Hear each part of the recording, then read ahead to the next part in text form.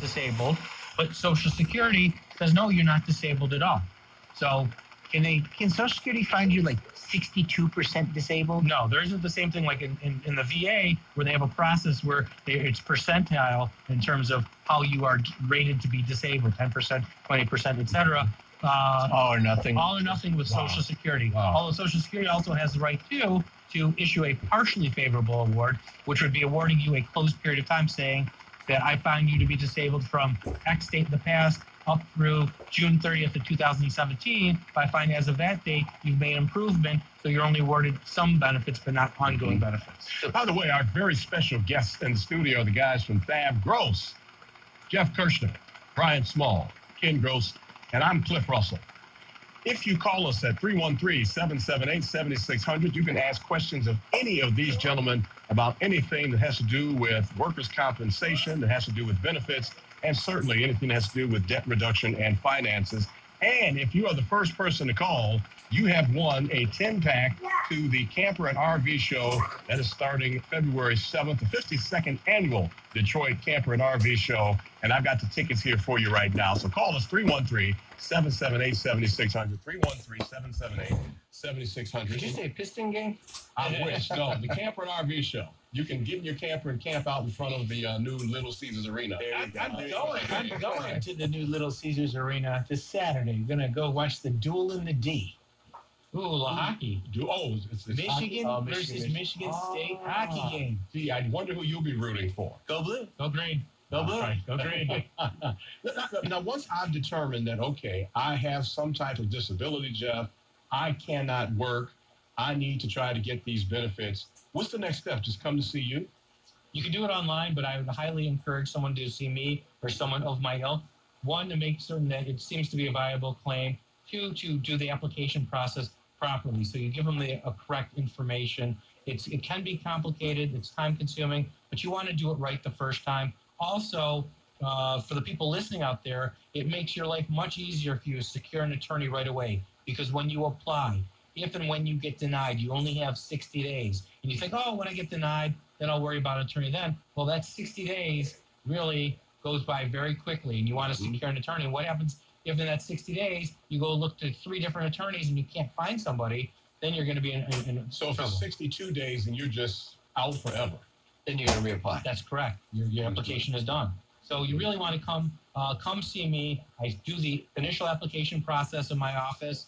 I do the appeals in my office. I do everything and help you get on the way. And it helps to have somebody from the beginning to monitor what's going on medically, give some advice, talk about other issues. Then always my clients have issues with regard to finances. They're not working. So I think that you come see me. We're going to talk about your finances, but more likely than not, with your financial problems, I'm going to have you give Brian a call also, like I did to a gentleman today who has, this was a workers' compensation claim, though, who's been out of work for a while. Wife has been struggling to work, have terrible financial problems.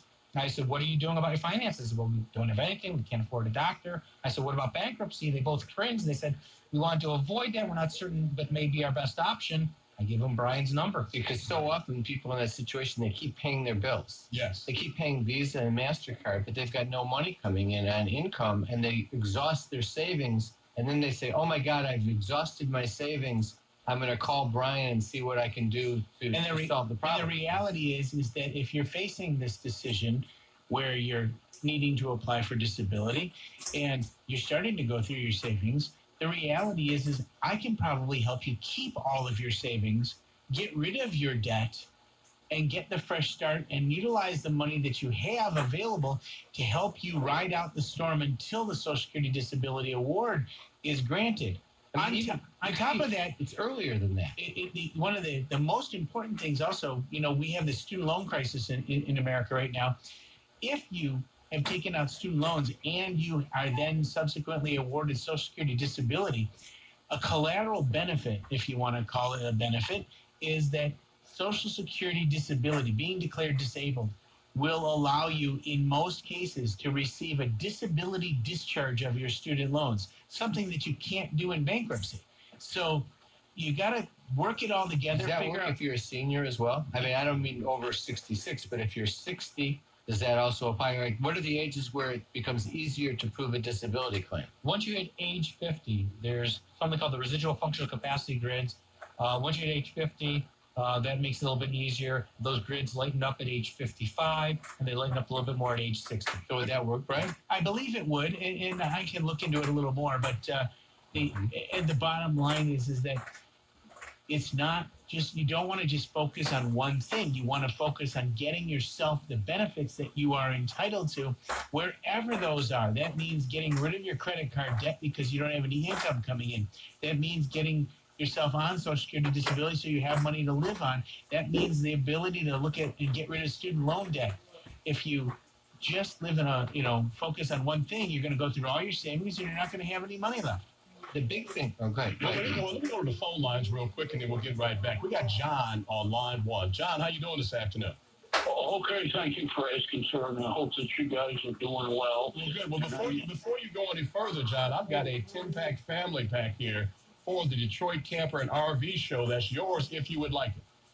Hey, that's terrific. Sure, Great. even though I can't afford one of them rigs, I'd be glad to Well, the next best thing is to go look at it and sit in it, right? Exactly. Well, I'll tell you what. After you ask your question or give your comment, don't hang up. We're going to put you on hold, and we're going to let you know how you can get these tickets, okay? Okay, thank you very kindly for selecting me, and I'll do a good deed for an elder person that's even older than myself. Well, that's a good idea, too. Hey, did you have a question or comment? Did you have a question or comment, John? Yes, sir. It's my question for the gentleman is, I'm 54, and I had a roofing company on the west side, and I took a pretty bad fall from a garage roof. It wasn't too overly high, but it was high enough to rack me up good.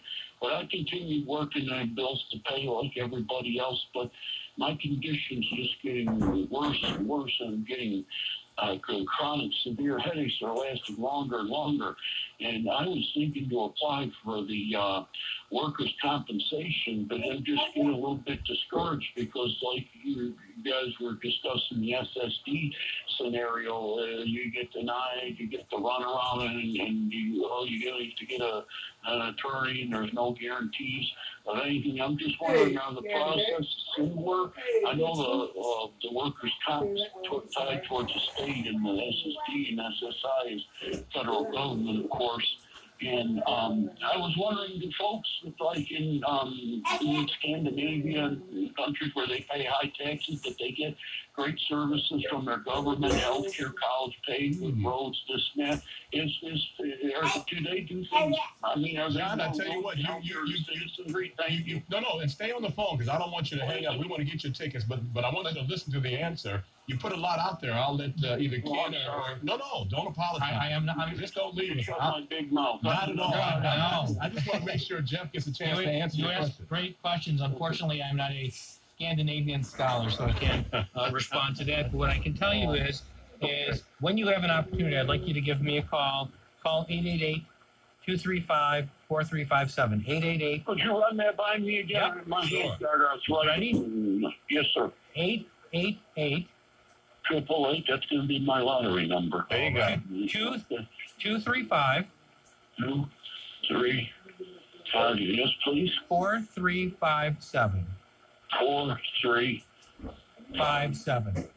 So that's awfully nice of you to Yes, offer your it's a- services for consultation. Absolutely. So what you're going to do, you're going to call, and we're going to talk about these issues. If you're still working, we're going to talk about your medical. We're going to talk about how you're doing.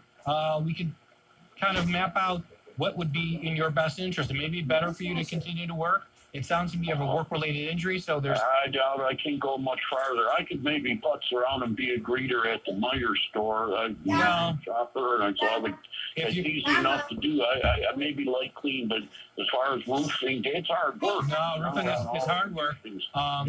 But it sounds to me that maybe you were limited to only sedentary work at age 54, being limited to sedentary work, having past work experience as a roofer with no transferable skills. I think you'd be an excellent candidate if you are unable to work. I think we should talk about that. I think we should also talk about workers' compensation, talk about what your medical records reflect, your treatment at all. There's nothing we should share with anyone else. It's private. So you call me and we will talk. It's a free consultation, and I'm more than happy to be your guide and lifeline and talk about these And issues. John, you hold on to that number. Make sure that you call Jeff, and don't hang up right now. We're going to put you on hold, and the lovely Miss Azare is going to talk to you. She's going to get your information. Maybe and she'll we're going to find go out. with me too. Maybe she'll go with me. Well, you can have that conversation with her.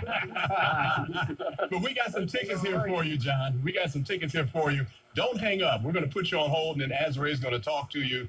And yeah, let's put John on hold, and Azare, you can talk to him. In the meantime, it is about time for announcements. So, Ken, I'll let you make that call. I want to remind our listeners to watch the TV version of Law and Reality every Sunday on TV 20 at 11 o'clock a.m. And we have 2 seminars coming up. Wednesday, February 21st, 6 to 7:30 p.m. The credit card bills are killing me. This is a seminar in honor of the second cycle after the holidays of getting your credit card bills.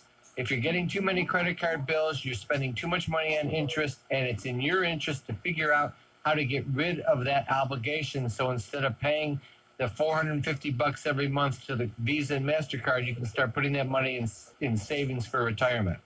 Attendees get a free copy of my book, Dump Your Debt. We're going to talk about solutions outside of bankruptcy and using bankruptcy, all the methods that we use. Jeff Kirshner is also going to present on the issue of how to apply and seek workers' compensation and disability. Brian, so it's Jeff, Brian, and I giving the seminar. All seminars are free. Sign up at thavgross.com or lawnreality.com or call 888-235-HELP. Then on Wednesday, February 28th at 6 o'clock p.m., we have another seminar, When Your Parent or Spouse Needs the Nursing Home, How to Pay for It. Pat Samasco, our elder law expert and co-sponsor of the show, is going to join us. He's an expert on Medicaid planning and aid and attendance benefits for vets. That's the key systems that we use and employ to help cover the cost of nursing care. Nursing homes run $8,000 to $10,000 a month. 1 in 3 people will end up in a nursing home. The average length of stay is 33 months.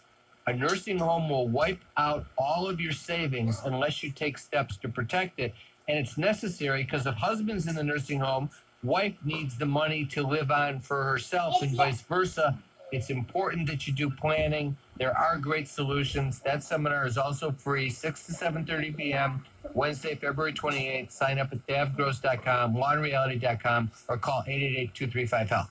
Also, you can always come into the office for a free consultation with Jeff on workers' comp, disability issues, Brian with financial issues, me with business issues. Just call 888-235-HELP or go to our websites, thavgross.com, lawnreality.com, and request a free consult. Hey, we got another caller on the line. On line 2, we have Stephanie. Hey, Stephanie, thanks for calling. You're on with Hi, how are Ken, Jeff, you? and Brian. We're good. How are you? Oh, I'm doing great. I just had a general question. It's about critical illness policies. Those supplemental policies that you can get paid off if you have a particular illness or what have you. Isn't there a duck involved in those? Aflac. Aflac. Yeah. Yeah, quite. But my question is, I had 2 policies. I ended up having a stroke. One paid off and one didn't. And I was wondering what would be my option. Well, I think that's something that I could take a look at your policy. They should have given you a detailed letter explaining, 1, why they denied your claim, and 2, something that has your appeal rights. So what you need to do is you need to get a couple things together. You need to get the love letter from them that explains why they denied you. You should also get a copy of your policy because it may have to do with each one of these policies, although they're similar for a similar type of benefits, they're all private contracts. And as a private contract, when you are subject to them, you're subject to the language contained in each contract. And most of these policies, the issue is what it means to be disabled under those policies. And each policy may differ just a little bit in terms of their definition of disability.